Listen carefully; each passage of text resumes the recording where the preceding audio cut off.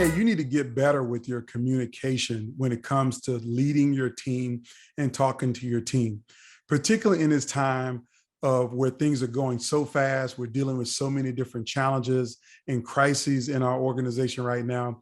Communication is at a premium. So it needs to be efficient, it needs to be effective, and the message needs to be received so people are able to execute. When you don't have good communication between you and your team, a lot of things could go wrong. In healthcare, we know people can die if you don't have good communication. If information is not relayed in the right way to the right person at the right time, it could cost someone their lives. And in almost every industry, this is the same way, that communication is going to cost you something big. Sometimes it's money, sometimes it's something greater. So we all know that communication is paramount. And for you as a leader, you have to be strong in communication. It's one of the most important leadership skills that you can gain, is to be effective as a communicator. And so what I want you to know is that this challenge is real in the current time that we're in. And I want to help you with this challenge. So I want to give you a few things to think about as you communicate with your team and as you communicate as a leader, how you can be more effective. The first thing I want you to be aware of, that effective communication comes in three parts. Part number one are the words that you choose to use. Part number two are the tone of the words that you choose to use.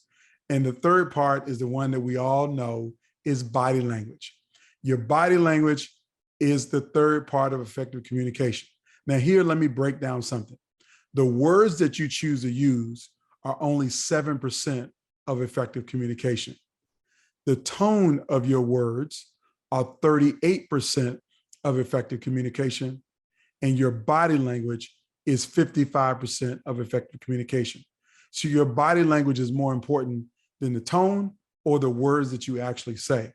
So you have to be mindful of that as a leader, that your body language communicates everything. People can tell when you're excited, when you're inspired, when you're confident, and they can also tell when you're not confident. The one thing that I've seen over and over again from a leader is when they stand up in front of the team and they fidget as they talk. They move back and forth, they're wringing their hands. That doesn't exude any confidence. It doesn't matter what you're saying. So I want you to understand that you got to master those three parts of effective communication. Here's a couple other things you want you to think about.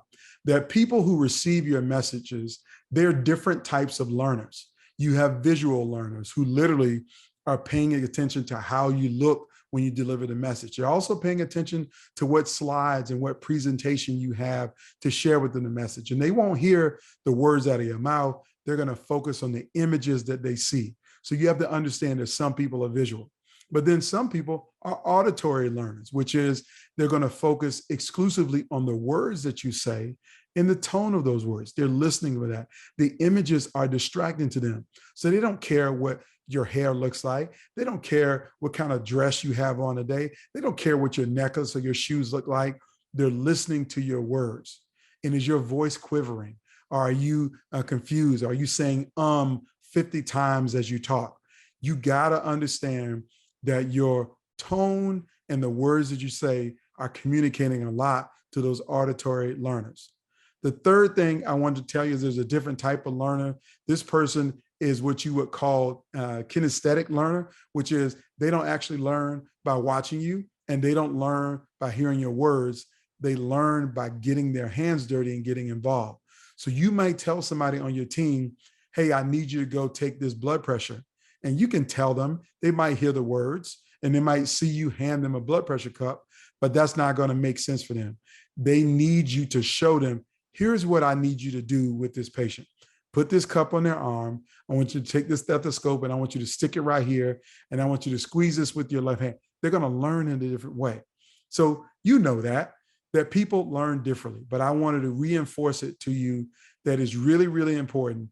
As the times that we are in, you have to become efficient with your communication.